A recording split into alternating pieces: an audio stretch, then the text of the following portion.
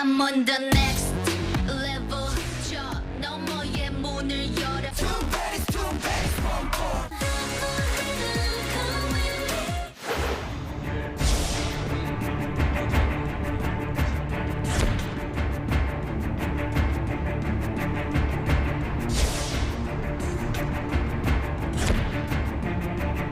CTP는 이수만의 100% 개인 회사로서 해외판 라이크 기획입니다.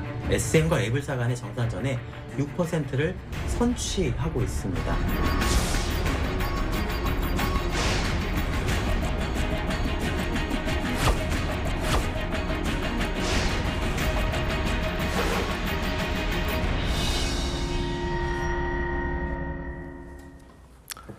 K-팝의 본산이라 할 수 있는 SM 엔터테인먼트가 이 창립 이후 가장 큰 내홍을 겪고 있습니다. 네, 이른바 SM 사태의 쟁점들 자세히 짚어보도록 하겠습니다. 조선일보 문화부 윤수정 기자와 함께합니다. 안녕하세요. 안녕하세요.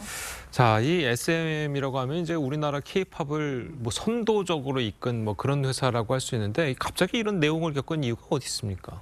네, SM 내부 균열이 밖으로 처음 드러난 건 지난 3일이었습니다. 예. SM이 새 경영 방침인 SM 3.0을 발표를 했는데요. 예. 이수만 전 총괄 프로듀서가 완전히 배제됐고 대신 멀티 프로듀싱 체제를 전면에 세운 내용이었습니다. 평소 이수만 프로듀서의 강력한 지배력을 생각을 했을 때 네. 전례 없는 일이라 시장의 관심이 굉장히 집중이 됐고요. 예. 그러다 사태가 걷잡을 수 없이 폭발한 건 지난 7일 SM형 경영진이 카카오에게 지분 9%대를 넘기면서였습니다. 예. 이때부터 이수만 전 총괄이 강력히 반발하기 시작을 했고요. 네. 이걸 막기 위한 관련 가처분 소송도 지금 법원에 낸 상황입니다. 예. 그리고 3일 뒤인 지난 10일에 이수만 총괄이 최대 주주로 갖고 있던 지분 18% 중에서 14%가 방탄소년단 소속사로 유명한 하이브 측에 넘어가게 된 겁니다. 예. 예. 그래서 지금 그래프에서 보시는 것처럼 하이브와 이수만 전 총괄의 지분이 모두 합쳐서 18%에 가깝고요.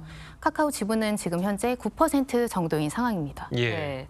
SM이라는 이름도 이제 이수만 전 총괄 프로듀서 이름을 따서 만들 만큼 SM 하면 곧 이수만 씨의 회사다. 이게 정말 정설로 인식이 컸는데 이렇게 경영권 분쟁까지 가게 된 건 왜 그런 건가요? 말씀하신 것처럼 이수만 전 총괄은 지난 30년간 SM의 얼굴이었습니다. 국내 아이돌 그룹을 사실상 창시했다고 해도 과언이 아닐 정도인데요. H.O.T와 SES부터 보아, 동방신기, 슈퍼주니어, 최근에 에스파와 NCT까지 K-팝을 대표하는 아이돌들이 그의 손을 거쳐서 탄생을 했고요. 그런데 이제 갈등의 뇌관이 된 건 이전 총괄의 개인 회사인 라이크 기획이었습니다. 이 회사는 지난 20년간 음반기획 자문료로 SM으로부터 매년 수백억 원을 가져왔는데요. 사실 SM의 성장과 주주 이익을 침해한다는 비판을 꾸준히 받아온 회사이고요. 예. 관련해서 결국 올해 초에 행동주의 펀드인 얼라인 파트너스가 소송까지 예고를 하면서 법적 책임을 좀 우려한 SM의 형 경영진이 이수만 전 총괄에게 등을 돌렸다는 게 가요계의 중론입니다. 자, 네. 그러면서 이제 각종 폭로전까지 펼쳐지면서 거의 뭐 진흙탕 싸움을 방불케 하고 있어요. 그렇죠. 지금 이수만 전 총괄의 처조카인 이성수 공동대표가 지금 예. 폭로전을 주도를 하고 있는데요. 예. 최근엔 이전 총괄의 역외 탈세 의혹을 제기를 했습니다. 홍콩의 개인 회사를 통해서 해외 음반 수익을 계속 떼갔다는 건데 예. 국세청도 지금 관련 조사에 착수를 한 상황이고요. 네. 이 대표는 또 이전 총괄이 걸그룹 에스파를 비롯해서 소속 가수들 곡에 나무 심기 같은 친환경 가사를 강제로 삽입을 했다고 폭로를 했거든요. 이 친환경 가사 자체가 좀 문제라고 하기는 좀 어려울 수도 있는데 네. 이전 총괄이 부동산 개발을 위해서 이런 가사를 좀 요구를 했다는 게 그 폭로의 핵심이었습니다. 또 이전 총괄이 대마 합법화, 네. 카지노 건설 같은 것도 이런 계획을 좀 같이 했다고 주장을 하고 있고요. 예. 이에 대해서 이전 총괄은 이 대표는 상처한 아내의 조카로서 4살 때부터 봐왔다. 아버님이 목사인 가정에서 자란 착한 조카인데 마음이 아프다는 심경을 밝힌 상황입니다. 네, 이렇게 회사가 이제 경영권 분쟁에 들어가면 가장 영향을 받는 건 소속 아티스트들이지 않을까라는 생각이 듭니다. 소속 아티스트들의 입장 어떻습니까? 그렇죠. 아무래도 굉장히 혼란스러운 상황일 텐데요. 현재까지 소속 아티스트들의 공식 입장은 없지만 대체로 답답하다라는 간접적인 반응들이 좀 나오고 있습니다. 네. 보이그룹 샤이니의 멤버 키 같은 경우에는 팬들과의 라이브 방송에서 콘서트를 열었으면 하는데 예. 어디다 얘기해야 할지 모르겠다. 회사가 뒤숭숭하다라는 반응을 좀 남겼고요. SM 임직원들은 지금 현재 현 경영진을 지지를 한다. 이순만과 손을 잡은 하이브는 적대적 M&A를 좀 멈춰라. 이런 입장문들을 내고 있습니다. 예. 네. 자, 그럼 이제 최대 관심은 이제 앞으로 이 SM 엔터테인먼트의 누가 주도권을 갖고 갈 것이냐의 문제인데 지금 얘기 들어보면 뭐 하이브와 카카오 이 둘이 경쟁을 하고 있는 건데 현재 상황에서는 어떤 쪽에 더 유리한 상황입니까? 아무래도 일단 이수만 전 총괄의 14%대 지분을 확보한 하이브가 당장 SM의 최대 주주이거든요. 예. 반면에 카카오는 가지고 있는 9%대 지분이 다음 달 6일부터 취득이 가능해지는데 여기서 눈여겨봐야 할 점은 이 전 총괄이 그 전에 SM에 예. 건 가처분 소송에서 이겼을 경우에 사라질 수도 있다는 지분이란 점입니다. 예. 이런 부담 때문에 카카오가 그 경우에는 SM 인수전에서 발을 뺄 수도 있다라는 관측이 나오고 있습니다. 예. 하지만 하이브도 안심할 수만은 없는 상황인데요. 오는 28일까지 지분 25% 확보를 목표로 주당 12만 원의 SM 주주들을 향한 공개 매수를 시도 중인 상황입니다.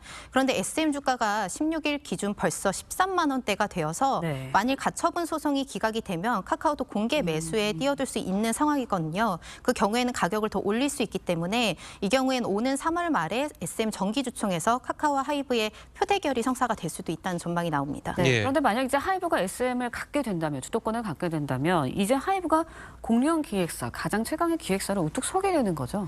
그렇죠. 우선 시가총액 11조 원의 국내 원톱 기획사가 되는데요. 네. 그래픽을 하나 준비를 했습니다. IBK 증권에 따르면 국내 핵심 팬덤은 350만 명으로 추산이 되는데 4대 기획사, 즉 하이브, SM, JYP, YG가 나눠 갖고 있습니다.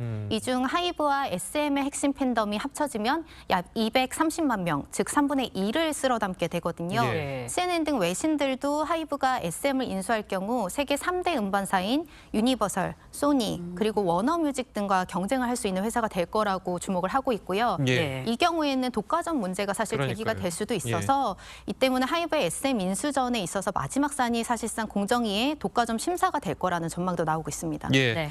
자, 아까 아티스트 이야기를 했는데 뭐 이렇게 그 주주나 뭐 이렇게 위에서 싸우고 있으면 과연 이제 해외 공연이나 아티스트들의 이제 뭐 신반 음반을 발표한다던가 이런 계획들이 좀 차질을 빚지 않을까 이런 걱정하시는 분들도 많거든요. 사실 팬들이 가장 우려를 하는 부분도 그 부분일 텐데요. 예. 현재 지금 하이브 측은 인수합병이 완료된 후에도 SM의 고유의 개성과 강점들을 좀 살리고 음반 계획의 독립성을 좀 유지를 해주겠다고 강조를 하고는 있습니다. 예. 그래서 네. 얼마 전 SM 이사회를 새로 구성할 하이브 측 7인 후보가 발표되기도 했는데요. 그때 전부 경영진으로 좀 채워서 눈길을 끌었고요. 이게 아무래도 하이브는 경영만 담당을 하고 음악은 SM이 맡는다는 메시지를 던졌다는 해석이 지금 나오고 있습니다. 예. 네. 하지만 가요계에서는 이게 아무래도 음반 기획이라는 게 사람이 하는 거다 보니 모자르듯이 역할을 나누는 게 좀 어렵고 자회사가 모회사의 방향을 완전히 벗어나기 어려울 거란 예측도 나오고 있어서요. SM 고유의 색깔이 계승되기보단 하이브 쪽에 동화되는 게 아니냐는 우려도 사실 나오고 있습니다. 예. 경영권 분쟁 때문에 아쉬워하는 분들도 많을 것 같은데 비욘디의 땅이 굳듯이 이번 사태를 뭐 계기로 K-팝의 경쟁력이 또 한층 더 높아지지 않을까 이런 부분을 또 기대하는 팬들도 있는 것 같아요.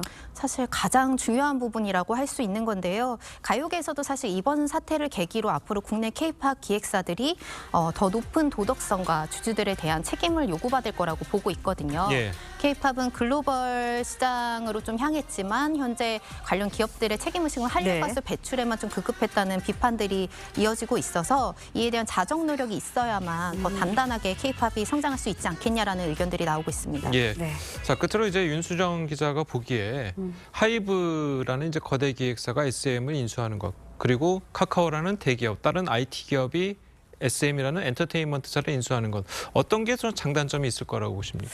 제가 감히 판단을 하기는 좀 어려울 수도 있기는 하겠지만 아무래도 얼만큼 좀 합작을 했을 때 시너지 효과가 날 수 있느냐를 좀 검토를 해봐야 될 것 그러니까요. 같은데요. 하이브 같은 경우에는 현재 멀티레이브 체제를 도입을 해서 여러 기획사를 이미 인수를 해서 관련 가수들을 좀 기획을 한 경험들이 좀 있거든요. 예. 그런 부분에서 그 본인들이 주장을 하는 대로 SM에 좀 특화가 된 기획을 하기에 좀 더 용이한 체제가 사실 있다고도 볼 수 있는 상황이고요. 예. 카카오 엔터테인먼트 같은 경우에는 자회사들이 굉장히 많거든요. 그중에 뭐 드라마라든지 웹툰과 좀 연결할 수 있는 계열 자회사들이 예. 굉장히 많기 때문에 이런 부분들이 이제 SM하고 합쳐졌을 때 시너지 효과가 날 수 있다는 관측도 계속 나오고 있습니다. 예, 알겠습니다. 자, SM 사태가 모처럼 잘 해결돼서 K-팝 산업의 경쟁력 높이는 계기가 됐으면 하겠습니다. 네. 자, 윤수정 기자 잘 들었습니다. 고맙습니다. 감사합니다.